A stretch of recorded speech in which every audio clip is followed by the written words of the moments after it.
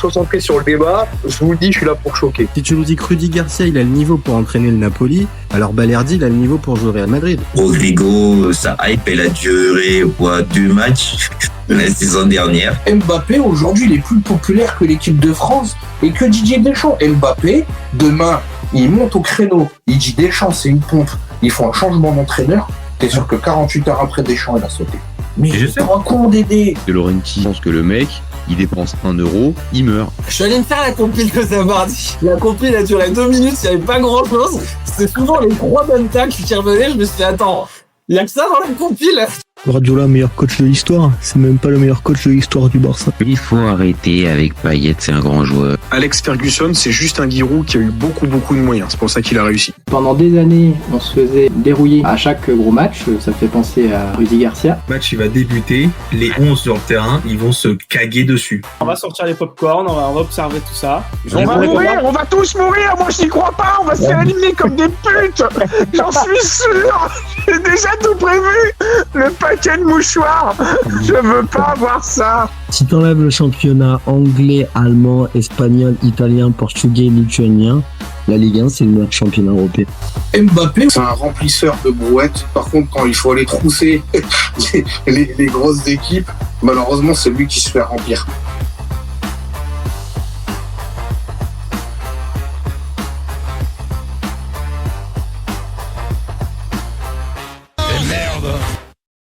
Salut à tous, super content de vous retrouver là cette fois, c'est au milieu de la nuit, pour un nouveau débrief du Mondial 2026 du FC Copan.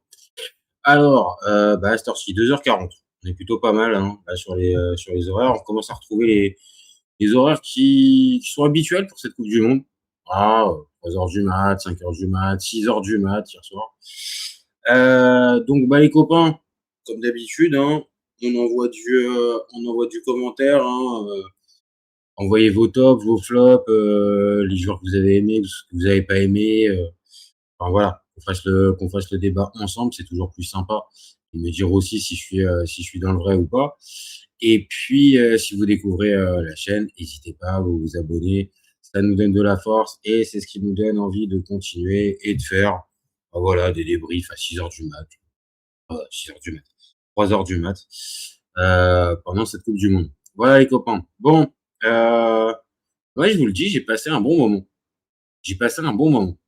Autant le début de soirée avec le Belgique-Iran, j'étais quand même un peu resté sur ma faim.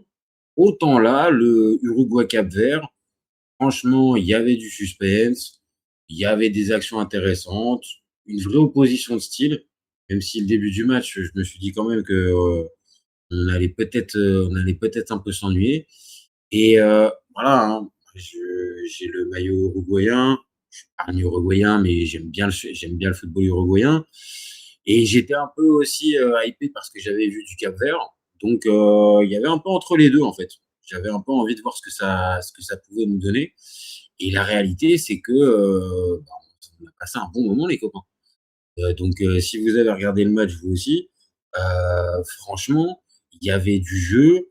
Comme j'ai dit, opposition de style, vraiment, entre le Cap-Vert qui, pas se mentir, c'est quand même une équipe avec une base défensive assez importante, mais qui, dès qu'il récupère le ballon, je trouve cette équipe, elle a vraiment des qualités en transition.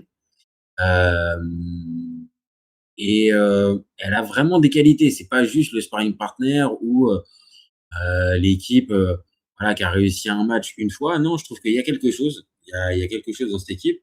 Et à l'inverse, l'Uruguay que j'aime bien, voilà, c'est décevant. C'est décevant. Les momentum de match ils sont pas tenus.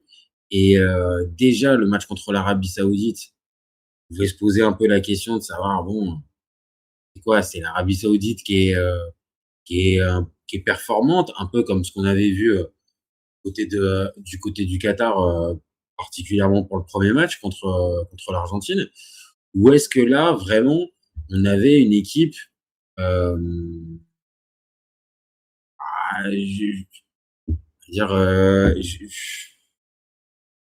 oui, pardon, je viens de voir une info qui vient de vient de tomber, c'est pour les, ouais, non, ça va, c'est le match d'origine. Ça va, c'est pas non plus la grosse info. Donc non, franchement, l'Uruguay, je suis déçu. Franchement, je suis déçu. Les momentum de match sont pas gérés et cette équipe, elle a des problèmes, quoi. Elle a des problèmes. Donc ce que je vous propose, c'est de commencer à rentrer dans le vif du sujet. On va regarder un peu les stats, on va regarder un peu les compos. Et dans les compos, moi, je trouve que c'est pas digne de l'Uruguay que je connais parce que voilà, je suis un ancien qui connaît l'Uruguay depuis 50 ans. Mais je sais pas, les copains. Moi, j'ai l'habitude d'avoir des joueurs uruguayens normalement qui sont un peu frissons, quoi, qui donnent un peu quelque chose de différent. Et là, les gars, quand je vois par exemple l'attaquant de pointe, c'est Vignas. Franchement, sans lui manquer de respect, hein. Putain, ils sont où, mes Suarez, mes Cavani, mes Forlan? Oh là là là, c'est très très loin, quoi. C'est très très très très loin. Donc, j'ai envie de vous dire que quand on regarde l'équipe, oui, c'est équilibré. Araujo, Canobio, Valverde, Betancourt au milieu de terrain avec Ugarte, ok, c'est pas mauvais, quoi. Clairement, c'est pas mauvais, c'est pas des mauvais joueurs. Mais il y a plus de joueurs de devoir que de joueurs frissons. Et le seul, ça va être Araujo et ouais, c'est le seul avec lequel tu peux te mettre un peu un truc sous la dent parce que sinon, qu'est-ce que c'est qu'est-ce que c'est moyen, qu'est-ce que c'est moyen. Et à l'inverse, côté Cap-Vert, bah voilà, on assume clairement, on est avec un 4-1-4-1, comme je l'ai dit, avec une base quand même défensive, mais ils sont pas cachés en fait. Ils sont pas cachés et quand on regarde l'ensemble de la rencontre, et bah c'est pas déconnant en fait. C'est pas déconnant de se retrouver avec un score de 2 partout parce que bien sûr l'Uruguay a plus d'occasions et franchement je pensais que sur la fin de match ils allaient pouvoir gratter la victoire. Malheureusement, comme contre l'Arabie Saoudite, ils y arrivaient pas. Dans le dernier geste, c'est vraiment compliqué et c'est pour ça que la place, je suis désolé, mais Vignas, ça peut pas être le numéro 9 d'une équipe de l'Uruguay. Je suis désolé. Alors, ok, j'ai bien vu, hein, et je l'ai dit, j'ai fait une vidéo il y a quelques jours. Darwin Nunez, il y est pas. Physiquement, il y est pas. Donc, ok, je comprends. Mais Vignas, quoi. Il t'apporte rien. Il t'apporte rien c'est un gentil garçon, en fait. C'est pas le numéro 9 dont tu as besoin, en fait. Là, t'as besoin vraiment, pour moi, d'une gâchette qui va peut-être, comme j'ai dit, faire fructifier un peu le boulot de tes joueurs offensifs. Donc là, on n'a pas ça. Franchement, c'est brouillon, c'est brouillon. Et alors,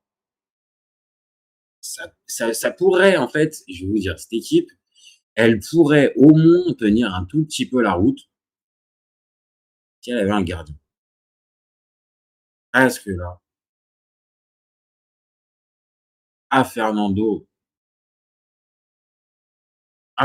déjà contre l'Arabie Saoudite, franchement, t'y étais pas. Franchement, t'y étais pas. Le but, il est quasiment pour toi. Mais alors, le premier, je sais pas comment tu commandes ta défense pour faire un mur à 2 sur un coup franc. Mur à 2. Et alors, en plus, quand tu vois la gueule du mur, les gars, ils avaient, je pense, envie d'aller se prendre un kawa. Et alors, le deuxième. Alors, ok, hein, il est pas tout seul sur la photo de famille du but. Pas de problème.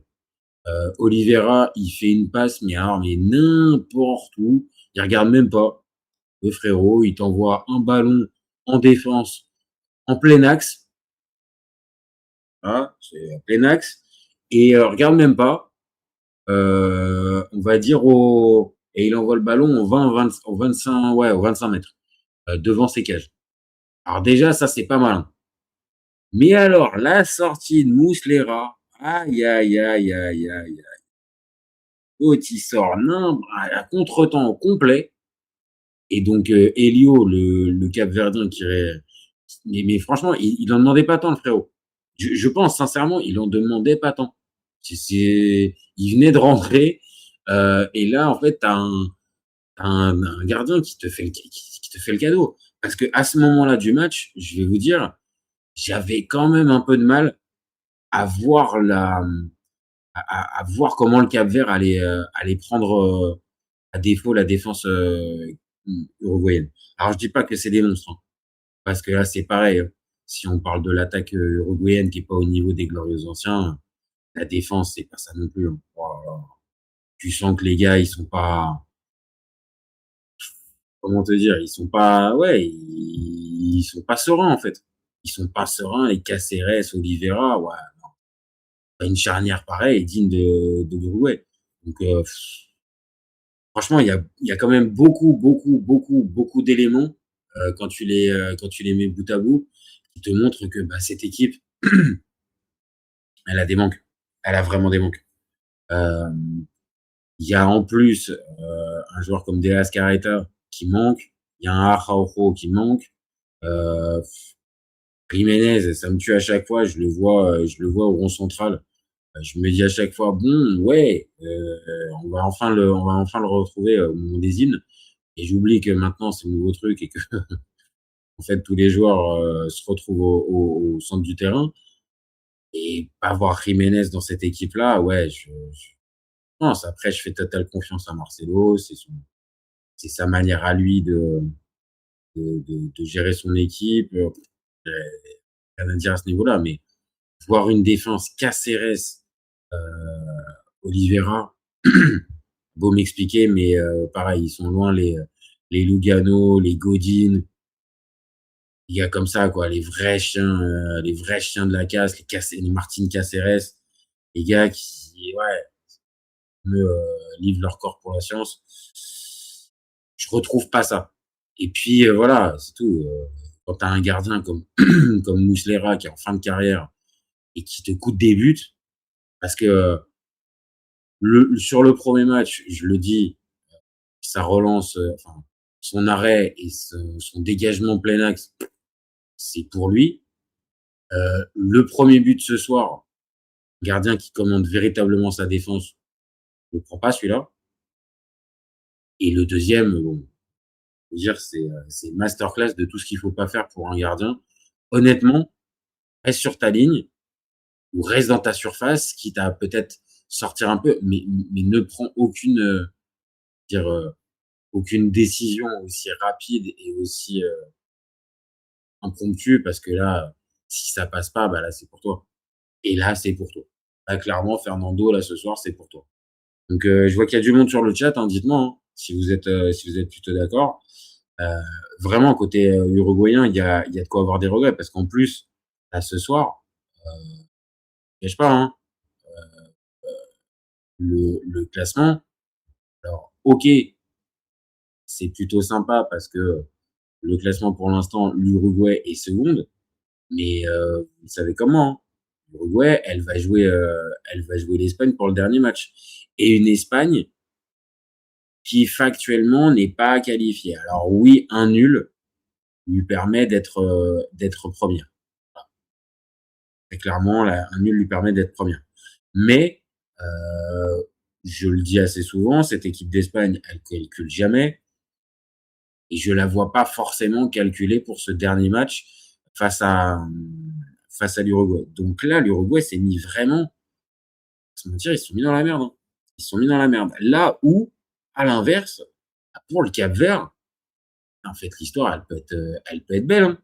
Elle peut être très très belle même, parce que là, en fonction des résultats, mais avec 3 points, tu peux peut-être finir deuxième de ce groupe. Parce que si l'Espagne vient à perdre vient à gagner contre l'Uruguay, avec 3 points, le Cap-Vert sera premier, hein, et sera deuxième. Hein. Donc il peut y avoir un truc vraiment complètement dingue qui peut se mettre. Au moment où on parle, l'Arabie Saoudite peut aussi coiffer tout le monde sur la fameuse deuxième place à aller récupérer. Donc c'est encore vachement ouvert. Bon, par contre, pour la première place, se mentir, si l'Uruguay encore avait gagné ce soir, ok. Si elle avait en plus gagné contre l'Arabie Saoudite, il y aurait vraiment eu match. Ça aurait été vraiment une finale pour la première place. Mais là, vu le contexte, non, ça va pas être, ça va pas être plus. Maintenant, je viens de le dire, ce que propose ce que propose là, comment, le Cap-Vert, c'est quand même intéressant. C'est quand même intéressant parce qu'on a tendance à se dire, ok, c'est une petite équipe, ah là, ils sont, comment dire, ils sont valeureux, ils sont courageux, tout ça. Alors, moi, c'est mon avis, il y a un truc un peu particulier dans les prises de balles. Je trouve les prises de balles, il y a un côté pas classique avec le football européen classique. C'est-à-dire, je sais pas, un espèce de truc où on essaie de faire bouger le corps. Je sais pas hein, si je me fais bien comprendre, mais voilà.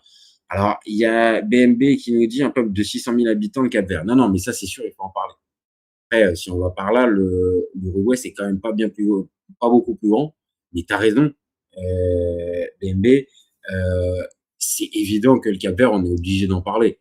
Parce que là, dans les 2 premiers matchs qu'ils font, c'est face à l'Espagne et à l'Uruguay. Donc, 2 champions du monde, 2 ex-champions du monde. Excusez du peu. Et sur les 2 matchs, alors, il y a les matchs nuls, ce qui est pas rien du tout. Mais c'est que surtout, il y a l'impression qu'en fait, ça a joué, en fait. Ça a joué. Alors, faut pas se tromper non plus. C'est pas une équipe ultra joueuse. Ça a joué, mais c'est pas une équipe ultra joueuse. Parce que, regardez le début du match, c'est quand même plus à l'avantage des Uruguayens. Et les Capverdiens, se montrent juste par à-coup. Par contre, oui, il y a une différence notable avec plein d'équipes qui sont peut-être modestes sur le papier, c'est que les coups, ils sont vraiment joués à fond. Ils sont vraiment joués à fond. Cette équipe, en fait, quand elle est, par exemple, en phase de transition, elle n'est pas en train de calculer ou en train d'attendre vraiment l'occasion ultime pour aller tenter. Il y a vraiment des prises de risques qui sont prises à la récupération du ballon. Et ça, j'avoue, voir une équipe où tu as Ryan Mendes en 2026 qui peut produire ce type de football, ah, j'ai rien à dire. J'ai rien à dire. On a juste qu'à apprécier. Et comme tu viens de nous le dire, BMB, c'est une équipe d'un pays qui ne fait que 600 000 habitants. Donc avec un très petit réservoir, avec peu de moyens pour pouvoir développer son football. Maintenant, ça a été fait. Il y a eu le quart de finale de la CAN 2023. Là maintenant, il y a cette participation à la Coupe du Monde et peut-être même une qualification pour les 16e de finale, ce qui serait complètement dingo, surtout dans un groupe où je la place, il y a l'Uruguay et l'Espagne, 2 ex-champions du monde. Donc ça, bien sûr que c'est à souligner. On l'avait déjà dit un peu après le match contre l'Espagne, mais on attendait de voir. Et là, force est de constater, c'est pas juste un coup de chance. C'est pas juste un coup de chance parce que arriver à accrocher 2 fois 2 équipes compétitives comme l'Uruguay et comme l'Espagne, bon, ça situe quand même le niveau du Cap-Vert. Même si je reste persuadé que le Cap-Vert ce soir, s'il tombe sur un vrai gardien en face, je pense pas que ça gagne ce soir. Honnêtement. Je pense parce que Muslera plombe son équipe et comme ça arrive souvent, hein, et tant mieux pour le Cap-Vert, mais là t'as un gardien qui est rincé, je crois qu'il doit avoir 39 ou 40 piges, et qui te bouffe la rencontre. Maintenant, fallait le marquer, but, bien joué de la part d'Elio quand il va le marquer, et derrière, faut tenir. Parce que, je sais pas, on doit être à 20 minutes de jeu, il doit rester une vingtaine de minutes de jeu quand il y a ce but. On regarde ça. Et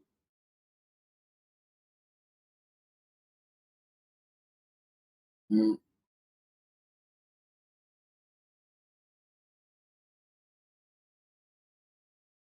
va être là. Le but, il est mis à la 61e. Donc 61e, faut arriver, comme je l'ai dit, à tenir. Ça, c'est pas rien. BMB qui nous dit chapeau, toute mon admiration et mon grand respect à ce peuple, bravo et bonne continuation. Ouais, bah écoute, qu'est-ce que t'as pensé? Dis-nous, parce que je suis d'accord avec toi, faut les féliciter et leur dire bravo, mais qu'est-ce que t'as pensé du match et tu penses que derrière ils peuvent aller battre l'Arabie Saoudite? Puis dites-nous sur le chat, je vois qu'il y a du monde sur ce petit live. Allez-y, hein. Est-ce que vous voyez le Cap-Vert aller plus loin? Est-ce que vous pensez que l'Uruguay ça peut aller plus loin et que ça peut sortir le gros match contre l'Espagne? Je vous cache pas, j'ai beaucoup de doutes. J'ai beaucoup de doutes sur cette perspective-là. Mais voilà. Et comme je disais tout à l'heure, ok, il y a la bourde de Muslera à la 61e, mais derrière, il y a 30 minutes encore à jouer. Et là où j'ai trouvé, alors, c'est peut-être à double tranchant, mais là où j'ai trouvé ça très très fort de la part des Capverdiens, c'est qu'au fur et à mesure du match, ils étaient cuits. Tu sentais que physiquement, ils en pouvaient plus, ils étaient fatigués et rincés. Et ils ont continué, en fait, ils ont tenu. Alors, à certains moments, c'est passé à ça, hein. C'est passé à 3 fois rien de se le prendre, le but. Ça a flirté avec la ligne, il y a même eu un but hors jeu. Vraiment, il y a eu beaucoup de situations qui ont été chaudes, mais ils ont réussi à tenir. Et quand tu arrives à tenir dans ce type de match-là, bien sûr, je vais pas vous dire que le Cap-Vert va gagner la Coupe du Monde, parce qu'il faudrait pas non plus après tomber dans la démagogie à 2 balles juste sous le coup de l'euphorie. Mais quand on regarde vraiment de plus près, ils ont la tête de l'équipe qui va terminer deuxième, de l'équipe qui va être en capacité de pouvoir aller se retrouver en 16e de finale. Et bien sûr qu'ils seront jamais favoris pour les 16e de finale. Il y aura d'autres équipes qui seront normalement plus référencées et avec de meilleures chances. Mais voilà, s'ils sont deuxième, je crois, de ce groupe, ils jouent l'Argentine. Non, l'Argentine, ça va être compliqué. Compliqué là quand même. Chauve Citron, bonsoir tout le monde. L'Uruguay dans la continuité de son truc. Ouais. Ah, c'est ce que je dis depuis tout à l'heure. Très déçu. Très déçu de la part de l'Uruguay. Après, je pense que quand t'as pas de gardien, c'est difficile de pouvoir espérer gagner des matchs. Je suis un peu ironique, mais franchement, Muslera, c'est catastrophique.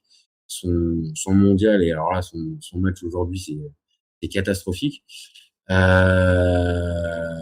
Maintenant, oui, est-ce que c'était prévisible? J'avais envie de me laisser hyper, même si le début de l'histoire avec Marcelo Bielsa est très très bien fonctionné, notamment lors de la Copa América.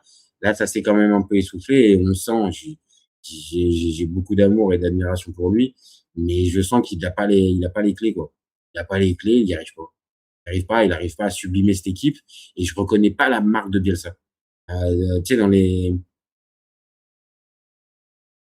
les courses, dans l'intensité mise, et je vois un truc typique uruguayen, c'est-à-dire beaucoup d'envie, mais pas ce supplément d'âme en fait qu'il a pu insuffler dans plein d'équipes par où il est passé, pas qu'à l'OM, hein, Chili notamment, Bilbao, même Leeds dernièrement. Là, je ressens pas la même chose. Alors, c'est que moi, hein, que sur le dernier match, il va réussir à les sublimer. Mais sur les 2 matchs qu'on vient de voir, Arabie Saoudite et Cap-Vert, non, c'est très décevant. C'est très décevant. Alors, qu'est-ce que tu nous dis, Schweppes? Muslera, il a fait 3-4 ans de trop, même si super carrière. Ah non, mais là, il aurait déjà dû arrêter. 2022, c'est pas lui qui joue et on comprenait. Mais là, 2026, non, c'est pas possible. Vraiment, c'est pas possible. Et je comprends que Rochette, qui est le remplaçant, inspire pas confiance, mais sans déconner, franchement. Même Franco-Israël, à la limite, qui joue au Taureau, franchement, prenez-le, quoi. Mais pas Muslera, c'est pas possible. Schweppes qui nous dit, je suis pas étonné, Bielsa a aucun projet tient sur le long terme, surtout à Bilbao, Leeds et OM, sinon très moyen, Chili plutôt bon. Non, il y a beaucoup de choses qui sont à prendre. Après, je vais pas lancer le débat Marcelo Bielsa parce que c'est un débat éternel, mais en tout cas, il apporte généralement toujours quelque chose à ses équipes et là, je vois pas. Là, en tout cas, je vois pas. Je reconnais pas une équipe de Bielsa. Voilà, c'est tout. Donc, maintenant, je le dis, ça viendra peut-être pour le dernier match, mais si c'est pas venu déjà pour les 2 premiers contre des adversaires à leur portée, j'ai du mal à voir la montée en puissance pour le fameux gros match contre les gros contre l'ogre espagnol. J'ai vraiment du mal. Dans cette ég- dans cette grisaille, il y a juste un gars que j'ai bien envie de mettre, je dis pas à l'honneur, mais un petit peu, donc j'ai envie un peu de parler quand même côté uruguayen, c'est Maxi Araujo. Euh, il apporte, quoi. Alors ok, en plus ce soir il fait but et passe D, donc forcément ça compte, mais il apporte vraiment quelque chose. C'est le seul qui peut se rapprocher. Alors évidemment, il sera jamais de la trempe des Suarez, Cavani, Forlan et tous ces gars-là, mais c'est un gars qui est pour moi pas déconnant de retrouver à ce poste dans les postes offensifs en Uruguay. C'est pas le meilleur, loin de là, mais il y a quand même de la, je trouve, il apporte quand même de la qualité. Et ce soir, c'est voilà, je l'ai dit, hein, c'est encore un but, une passe. Donc peut-être que c'est avec ce genre de joueur-là que tu peux arriver à faire quelque chose contre l'Espagne, mais je la place. Le seul moyen pour moi pour que l'Espagne ne prenne pas les 3 points contre l'Uruguay, c'est que Yamal joue pas et que Luis de la Fuente fasse vraiment tourner. Ce qui peut être possible, hein. Ce qui peut être possible, hein. Mais s'il y a pas ça, je vois pas cet Uruguay en capacité de pouvoir faire le match contre l'Espagne. Vraiment, je les vois pas. Et de l'autre côté, oui, là, le Cap-Vert, ils ont tous les éléments, vraiment, je pense, euh, pour pour aller plus loin. Donc, bien sûr, il va falloir voir l'état physique parce que, comme je l'ai dit, ils ont fini complètement cuit et rincés.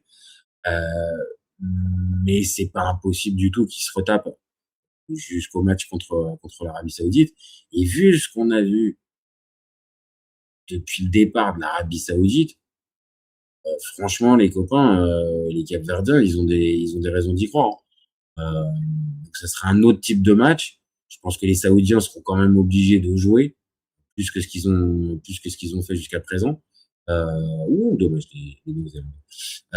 Mais vraiment, il y a un monde où les Capverdiens ils se qualifient, quoi.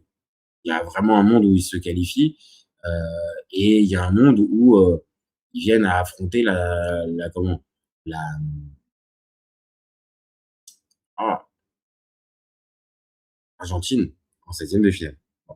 Là, par contre, ça peut être vite problématique si c'est l'Argentine en 16e de finale. Là, je pense que ça s'arrête vite.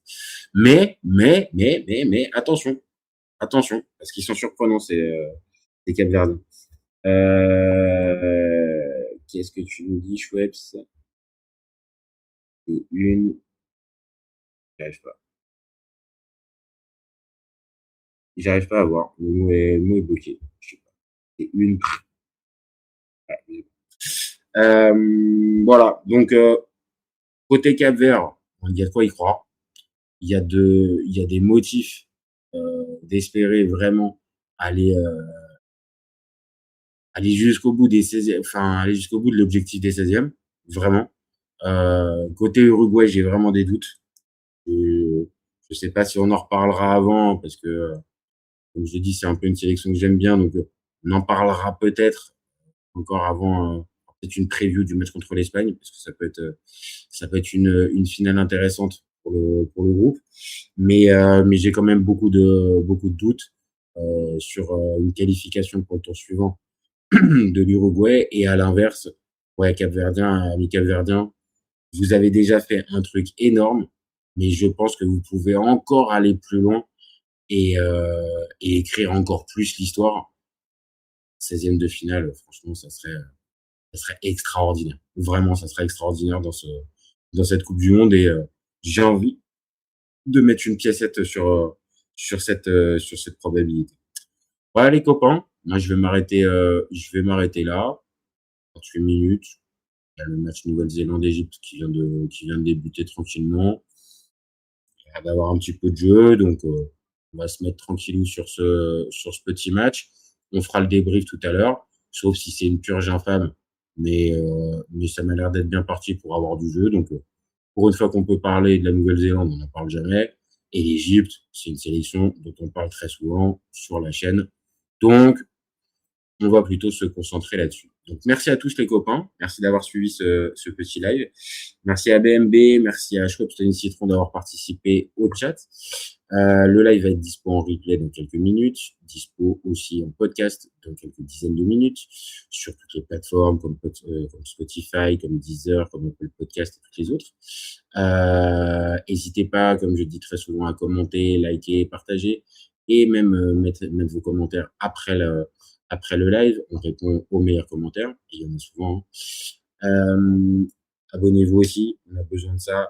Ça nous fait grandir et c'est ce qui nous donne de la force, les copains. Et puis, écoutez, si vous êtes sur la chaîne et que vous nous suivez souvent, vous savez comment ça va se terminer. Je vais vous remercier une dernière fois et vous dire qu'au FC Copains, on est ouvert toute l'année et encore plus pendant le Mondial 2026. Ciao, ciao les copains. Ciao.